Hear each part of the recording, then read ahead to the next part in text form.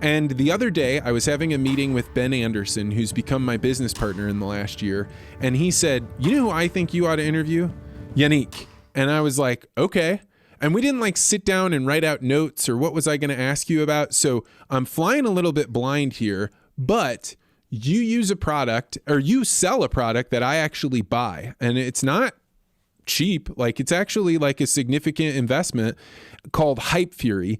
And I started to use it because I wanted to say, how can I make the things that people have interacted with a lot something that's more available to people that missed it but would want to see it without being intrusive, without just, randomly doing it like chaotically. And your product lets me do that. So why in the world do you have this company Hype Fury, and how did you construct this? And let's just have a good conversation. That's a good question. I'm happy, by the way, that you didn't prep a lot, because I listened to one of your shows and those were some deep questions. So, which one did you listen to? Ayala.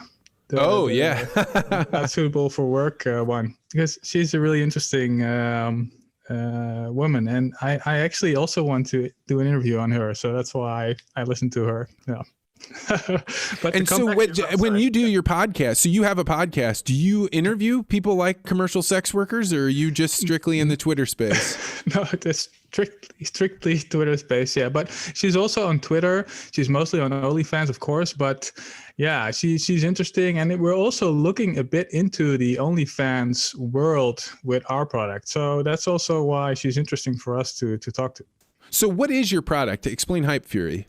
Yeah. So it's, if you say it in a couple of words, it's scheduling and automation for people on Twitter. So we go an inch wide but a mile deep in the Twitter sphere, where Buffer and Hootsuite, they go broad on like all social platforms. We go really deep into Twitter.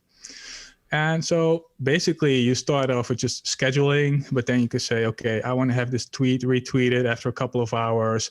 Or, when this tweet does well, I want to attach a tweet to it, create a thread. So you also already mentioned it, if you want to plug something, your show or something you're selling, you want to do that on a tweet that does really, really well, instead of doing it to every tweet and not getting noticed.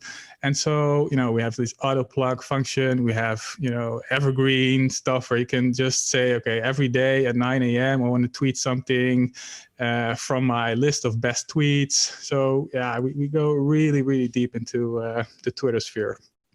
Why did you choose Twitter to build your empire on? Yeah, it's a good question. I actually didn't start Hype Fury. I came across the founder, Sammy, on the Indie Hackers forum. He was looking for a guy who could, or girl who could do marketing. And I reached out to him, and we chatted a bit on WhatsApp and Telegram, and then we got on the phone, and he spoke to a couple of people. And one guy was like, yeah, we're going to raise money and we're going to blow it up and it's going to be great. And the other one was promising, the American dream. And I was like, I'm from the Netherlands, Europe. I'm a little bit more, let's stay real. We're going to grow the business. We're going to have a lot of fun, but you have to stay real. And yeah, that story resonated the most with him. So then I flew to Paris to meet him. It's just an hour by plane, so it's not that far from me. But so we had a chat, we had dinner, we just had fun. And then, we just decided to, I jokingly always say I did like an internship for him, just to prove that I wasn't full of shit and that I could do growth. And so for 2 months, I worked on Hype Fury for free. Just to show, that I could grow the company, which I did. Man, that's balls. That is balls, man. That is saying I trust what you're doing. Yeah. Right So there were a couple of things. I was thinking, hey, should I put? So I can either I go all in, but if I lose, I didn't say, hey, I want X amount of money. If you say no anyway, I was like, I'm just gonna. I know I can do this. I'm gonna prove myself, and there's no way in hell he's gonna say no. So that was basically my attitude, and that's how I landed a partnership with him. And we're now.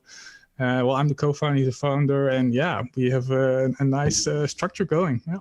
You know, when I think about the American dream, right, we're kind of told that the dream is that you can decide whatever you want to be and go out and get it. And that's the joy of America and freedom. So it's really interesting to me that this is the mentality that you have as a person from the Netherlands. So are we mistaken in believing that that is somehow, you know, American centric value, or is that also a European, or is it a new generational thing? I don't know. It's funny that you're asking this because I was thinking about your Peter Thiel question that might come up later. I don't know, but I think a lot of people are coasting through life, you know. And if you ask them, they'll say, "No, I'm not coasting through life because this or that." But they give excuses, or you know, they're just coasting through life for real. So I've only worked for a little over 2 years as an employee, and the rest of my life, well, working life, which it's like, I don't know, 15 years now or something like that, has been like working for myself, you know, as a contractor, as owning my own business. And I've had, real business before besides just contracting, which is, you know, a different type, I guess. But yeah, so for me, it's pretty normal, but I don't see a lot of people having the same mentality here in the Netherlands, Europe, versus, you know, if you go to San Francisco or neighborhoods like that. Yeah.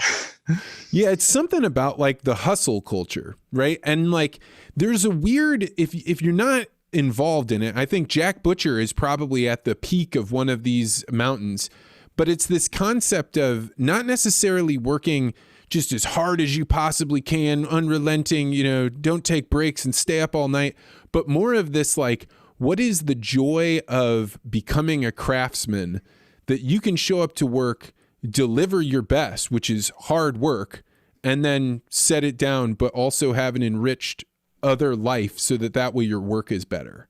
Yeah, true. Yeah. So this mindset, I guess, that came from, I did like a management traineeship at a big Dutch bank, like one of the biggest, and I hated it. So I had a fixed term contract for 1.5 years, and I quit after 9 months. I had to pay a big tuition fee to leave.